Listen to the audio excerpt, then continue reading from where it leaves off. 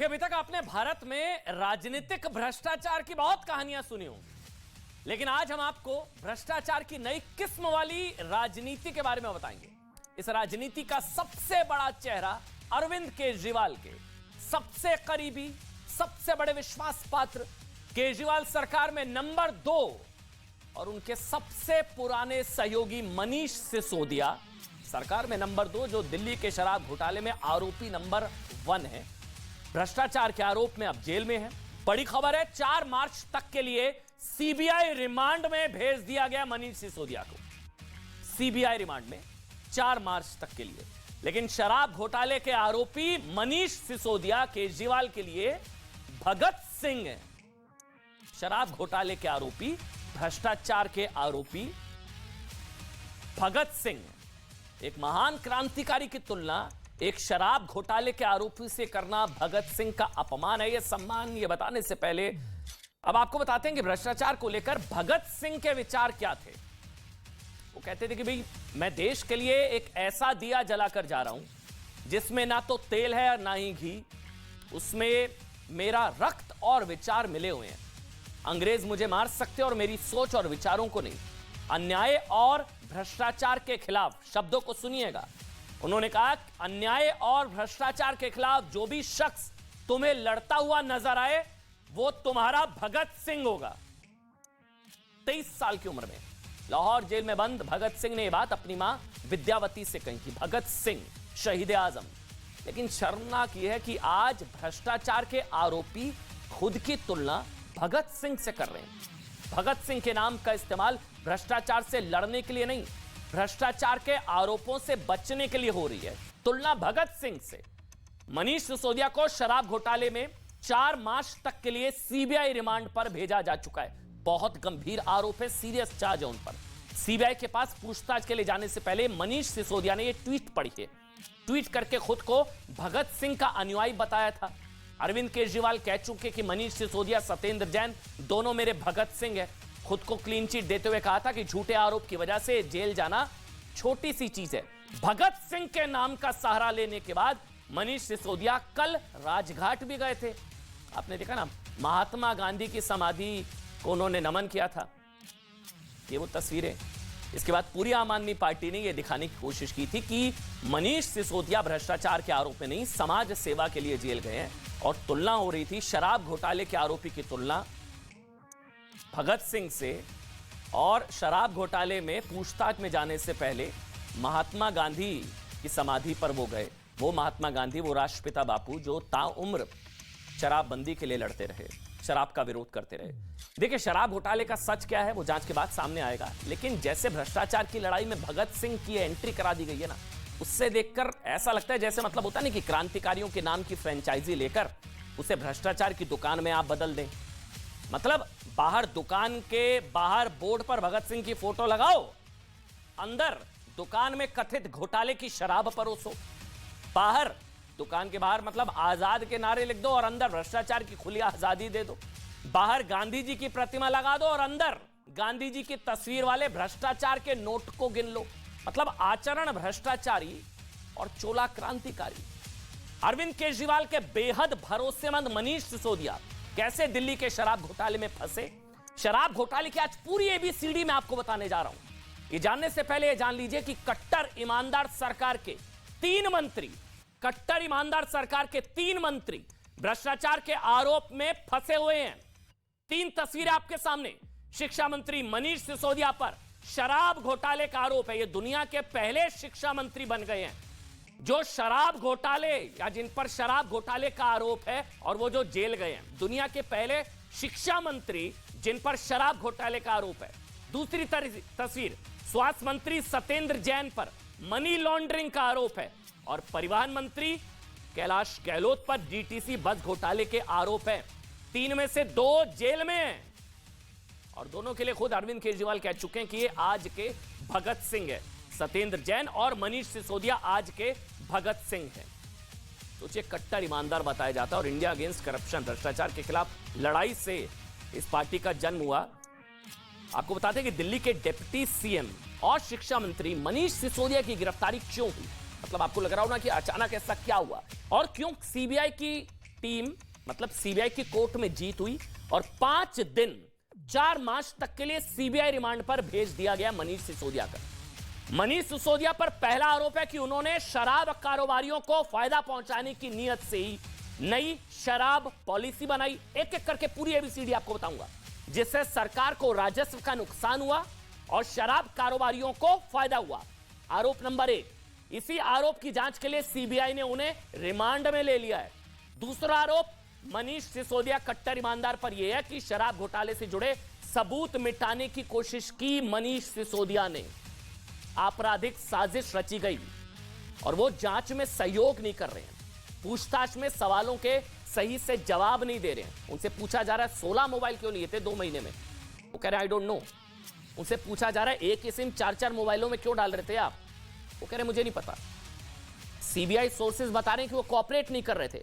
इसी वजह से मनीष सिसोदिया की सीबीआई रिमांड मांगी गई और अब 5 दिन के लिए सीबीआई रिमांड में शिक्षा मंत्री शराब घोटाले में, शिक्षा मंत्री शराब घोटाले में, इसको बार बार शिक्षा व्यवस्था से जोड़कर देखा जा रहा है, लेकिन यह पूरी तरह से शराब घोटाला, मधुशाला घोटाला का मामला है। इसका शिक्षा से कोई लेना देना नहीं है। देखिए यह शराब घोटाला क्या है, क्या कैसे मनीष सिसोदिया पर सबूत मिटाने के कोशिश के आरोप लगे, इसकी पूरी एबीसीडी बताने से पहले मनीष सिसोदिया की गिरफ्तारी आज कैसे हुई, क्यों हुई, उसकी पूरी राजनीतिक पिक्चर जो आज रिलीज हुई है वो देखिए पहले आप। भगत सिंह से तुलना की जा रही है। शहीद आजम भगत सिंह की तुलना शराब घोटाले के आरोपी से। राष्ट्रपिता महात्मा गांधी की भी आत्मा बहुत दुखी होगी क्योंकि शराब घोटाले के आरोपी भगत मतलब महात्मा गांधी की समाधि पर जा रहे हैं। अरविंद केजरीवाल खुद कई बार कह चुके हैं कि शराब नीति में भ्रष्टाचार नहीं हुआ, लेकिन इस सवाल का जवाब आम आदमी पार्टी नहीं दे पाई कि अगर नई शराब नीति सही थी तो वापस क्यों ली, वापस ना लेते ना। जिस दिन एफआईआर मतलब एफआईआर होते ही शराब पॉलिसी आबकारी नीति वापस। जिस दिन सीबीआई को, बहुत ध्यान से सुनिएगा, जिस दिन सीबीआई को जांच, उसी दिन शराब नीति वापस क्यों ली गई। दिल्ली में इस जामे भ्रष्टाचार और सिसोदिया के सीबीआई रिमांड पर जाने के 4 अहम कड़ियां हैं, 4 अहम किरदार, जिसकी वजह से सिसोदिया सीबीआई के रडार पर आए और इसी वजह से अब यह कहा जा रहा है कि कुल मिलाकर मनीष सिसोदिया की रिमांड सीबीआई को मिल पाई है और सीबीआई को दे दी गई है। आरोप है कि आबकारी नीति से जुड़ी कई फाइल्स, सुनिएगा क्यों यह रिमांड दी गई है। आरोप है कि आबकारी नीति से जुड़ी कई फाइल्स डिलीट कर दी गई, जिन्हें फॉरेंसिक टीम ने रिट्रीव कर लिया गया।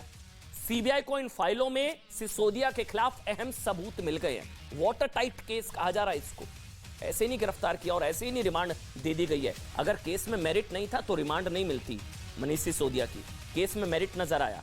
सूत्र बता रहे हैं कि सीबीआई को कुछ डिलीट किए गए व्हाट्सएप चैट भी मिल गए हैं। जी हां, ये चैट्स बताते हैं कि आबकारी नीति लागू करने से पहले कुछ शराब कारोबारियों से पहले ही साझा कर ली गई थी और ये आबकारी नीति बनाई ही शराब कारोबारियों को फायदा पहुंचाने के लिए थी, ये आरोप है। व्हाट्सएप चैट भी सिसोदिया के खिलाफ एक अहम सबूत बने हैं। तीसरी चीज, सीबीआई के मुताबिक सिसोदिया ने, ध्यान से सुनिएगा जो अब बताने जा रहा हूं, जो हमारे सोर्सेज बता रहे हैं, अगस्त 2022 से सितंबर 2022 2 महीने में 18 मोबाइल बदले मनीष सिसोदिया ने। 18 मोबाइल। क्या हो रहा था? 4 नंबर बदले, 18 मोबाइल बदले। बताया जा रहा है एक ही सिम 4-4 मोबाइलों में डाला गया। ये सब सीबीआई बता रही है। 17 अगस्त को शराब घोटाले में एफआईआर हुई, उसी दिन सिसोदिया ने 3 मोबाइल बदले। इसका कोई जस्टिफिकेशन। 2 महीने में 16 मोबाइल। ये सभी मोबाइल या तो गायब हैं या नष्ट कर दिए गए हैं, इसलिए सबूत मिटाने का भी आरोप है। बल्कि आरोप यह है कि 1 नवंबर को 4-4 मतलब एक सिम 4-4 मोबाइल में डाले गए, अलग अलग। जैसे होता ना, एक सिम आप एक मोबाइल, दूसरे मोबाइल, तीसरे मोबाइल में डाले गए। सिसोदिया के अलावा सीबीआई सोर्सेज ये भी बता रहे हैं कि इस अवधि में कुल 140 मोबाइल नष्ट किए जाने का आरोप है। 140 मोबाइल। शराब नीति घोटाले में डिप्टी सीएम मनीष सिसोदिया की गिरफ्तारी में दिल्ली के कारोबारी दिनेश अरोड़ा, ये नाम बहुत ध्यान से सुनिएगा, दिनेश अरोड़ा की भूमिका बहुत महत्वपूर्ण है। वो बहुत करीबी था, वो सरकारी गवाह, अप्रूवर बन गया और उसने पोल खोल दी। सरकारी गवाह बन चुके दिनेश अरोड़ा ने सीबीआई को बता दिया कि शराब कारोबारियों को फायदा पहुंचाने के लिए ही आबकारी नीति में बदलाव के लिए खुद मनीष सिसोदिया ने कहा था। इससे जो क्विड प्रो को, इससे जो पैसे आए उसका इस्तेमाल गोवा और पंजाब चुनाव में हुआ। ये 4 चीजों की वजह से आज रिमांड मिली मनीष सिसोदिया की। अब आपको बताते हैं कि दिल्ली का ये जो मधुशाला घोटाला या शराब घोटाला था, जिसे लेकर ईमानदारी के बड़े बड़े दावे करने वाले मुख्यमंत्री अरविंद केजरीवाल भी अब खुद सवालों के घेरे में है। 17 नवंबर 2021 को दिल्ली सरकार ने नई शराब नीति लागू की। नई शराब नीति में पहले दिल्ली में शराब की 60% सरकारी दुकानें थी, सुनिएगा समझिएगा, और 40% प्राइवेट दुकानें थी, ठीक। लेकिन नई शराब नीति के बाद सरकार की 60% दुकानें बंद हो गईं और 100% प्राइवेट प्लेयर्स, प्राइवेट दुकानें खुल गई।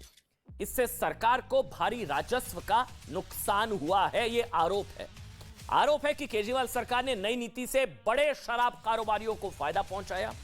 नई शराब नीति के तहत दिल्ली सरकार ने शराब बिक्री का कारोबार पूरी तरह से निजी हाथों में सौंप दिया।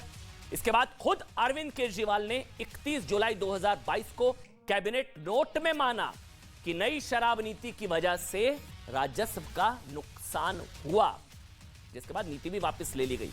मतलब शराब नीति, आबकारी नीति वापस ले ली गई। वो तो माना आम आदमी पार्टी ने कि हां कुछ गड़बड़ तो थी। इसके बाद 17 अगस्त को केजरीवाल सरकार ने नई शराब नीति वापस ले ली। ये वही दिन था, टाइमिंग देखिए, वही दिन था कि जिस दिन सीबीआई ने इस मामले में एफआईआर दर्ज की थी। मतलब एफआईआर दर्ज होते ही आबकारी नीति को वापस ले लिया गया। अब बीजेपी का आरोप है कि केजरीवाल सरकार की नई आबकारी नीति की वजह से राजस्व को 10,000 करोड़ का नुकसान हुआ। और इस घोटाले के मास्टरमाइंड बीजेपी कह रही है कि करप्शन के किंग पिन केजरीवाल हैं। यह आरोप है बीजेपी का, और ऐसा संभव ही नहीं है। बीजेपी कह रही है कि उनकी जानकारी के बिना उनकी सरकार में नंबर 2 इतना बड़ा कथित घोटाला कर रहे थे। बीजेपी कह रही है कि संभव ही नहीं है कि केजरीवाल को पता भी नहीं और उनकी जानकारी के बिना यह नई शराब नीति बनाई गई हो। बीजेपी का आरोप तक होलसेलर की कमीशन का विषय था। पहले जो कमीशन 2% का था, उस कमीशन को बढ़ा करके 12% का कमीशन किया गया था। इतना बड़ा इजाफा जो कमीशन का है, ये क्यों किया गया था? ताकि इस कमीशन से मोटा माल, मोटा फायदा, एक प्रॉफिट बैकडोर से आम आदमी पार्टी कमा सके। आज 1/3 मंत्री अगर भ्रष्टाचार का आरोप उनके ऊपर लगा है, 2 लोग जेल की सलाखों में हैं या सीबीआई की कस्टडी में है, तो ये कहना गलत नहीं होगा कि अरविंद केजरीवाल को तुरंत इस्तीफा दे देना चाहिए। मनीष सिसोदिया के केस में शराब घोटाले में सीबीआई ने 5 दिन की रिमांड मांगी और माननीय कोर्ट ने 5 दिन की रिमांड दे दी। अब सारे धागे खुलेंगे जब बैठेंगे सभी आरोपी एक साथ और होगा दूध का दूध, शराब का शराब। देखिए, दिल्ली शराब घोटाला कितने का था, इसको लेकर अभी कोई स्थिति स्पष्ट नहीं है। लेकिन उपराज्यपाल विनय कुमार सक्सेना ने कहा था कि शराब लाइसेंस धारकों के लिए सिर्फ टेंडर में 140 करोड़ रुपए का अवैध रूप से लाभ पहुंचाने का काम किया गया। 144 करोड़ का फायदा पहुंचाया गया। बीजेपी ने दिल्ली के शराब घोटाले में 2 स्टिंग भी जारी किए थे, आज वो भी याद आ रहे हैं। इसमें से एक स्टिंग आरोपी शराब घोटाले में नंबर 9 अमित अरोड़ा का था। अमित अरोड़ा ने स्टिंग में कहा था कि केजरीवाल सरकार ने नई आबकारी नीति सिर्फ घोटाले के लिए तैयार की थी। मतलब अपनों ने पोल खोल दी थी। बेसिकली सरकार ने कमीशन तय किया और इस तरह से व्यवस्था की जिससे सिर्फ बड़े शराब कारोबारियों को फायदा हो। स्टिंग ऑपरेशन में अमित अरोड़ा ने कहा था कि सभी बड़े शराब कारोबारियों ने अरविंद केजरीवाल को पैसा दिया। अरविंद केजरीवाल को पैसा दिया, यह बताया अमित अरोड़ा ने। इसलिए शराब लाइसेंस की फीस 10 लाख से बढ़ाकर 5 करोड़ कर दी गई थी ताकि छोटे प्लेयर मार्केट से बाहर हो जाए। स्टिंग ऑपरेशन में केजरीवाल सरकार के खिलाफ सबसे बड़ा आरोप था शराब घोटाला पंजाब और गोवा चुनावों में पैसे जुटाने के लिए किया गया था। यह आरोप था। दावा नंबर 1 इसमें था कि भाई शराब घोटाले का पैसा पंजाब चुनावों में लगा। दूसरा दावा था कि मनीष सिसोदिया ने 400-500 करोड़ रुपए बनाए होंगे। 400 से 500 करोड़ बनाए होंगे, मनीष सिसोदिया ने आरोप लगा। दावा नंबर 3, छोटे कारोबारी हटाने के लिए 5 करोड़ की फीस रखी गई और दावा यह किया गया है कि शराब कारोबारियों से एडवांस में लिए 100 करोड़। और दावा नंबर 5 कि दिल्ली की शराब नीति घोटाले के लिए ही तैयार की गई थी। सारे दावे आपके सामने। छोटे कारोबारियों को हटाने के लिए 5 करोड़ की फीस रखी गई थी, 400-500 करोड़ बनाए, शराब कारोबारियों से एडवांस में 100 करोड़ लिए गए। ये सारी चीजें स्टिंग में निकलकर सामने आई थी। अब आपको बताते हैं कि नई शराब नीति लाने पर केजरीवाल सरकार पर क्या क्या आरोप लगे। सबसे पहला आरोप है कि केजरीवाल सरकार की नीति से सरकारी खजाने की बजाय शराब लॉबी को फायदा हुआ। शराब लॉबी को फायदे के लिए 144 करोड़ माफ किए गए। 144 करोड़। शराब लॉबी को फायदे के लिए कई नियम तोड़े गए। नई पॉलिसी बनाकर शराब लॉबी को 100% दुकानें दे दी गई। शराब लॉबी को फायदे के लिए दुकानों की दूरी कम की गई। ये सारे आरोप हैं और ये सब जांच के दायरे में है। लॉबी को मार्केट रेट से शराब की कीमत तय करने की छूट दी गई। इसी वजह से आबकारी नीति फिर वापस लेनी पड़ी क्योंकि राजस्व का नुकसान हुआ और शराब निर्माता कंपनियों को शराब बेचने के ठेके दिए गए। घोटाले के आरोप के बाद नई शराब पॉलिसी पर यू टर्न लिया गया और उसके बाद ये पूरी आबकारी नीति वापस ले ली गई। इंडिया अगेंस्ट करप्शन, याद है ना आपको? यही उस आंदोलन का नाम था जिसे इस्तेमाल करके अरविंद केजरीवाल और मनीष सिसोदिया ने राजनीति की सीढ़ियां चढ़ी। इंडिया अगेंस्ट करप्शन, भ्रष्टाचार के खिलाफ लड़ाई। लेकिन आज लगता है कि इंडिया अगेंस्ट करप्शन के नाम पर पूरे देश को कहीं ना कहीं शायद संभवतः ठगा गया।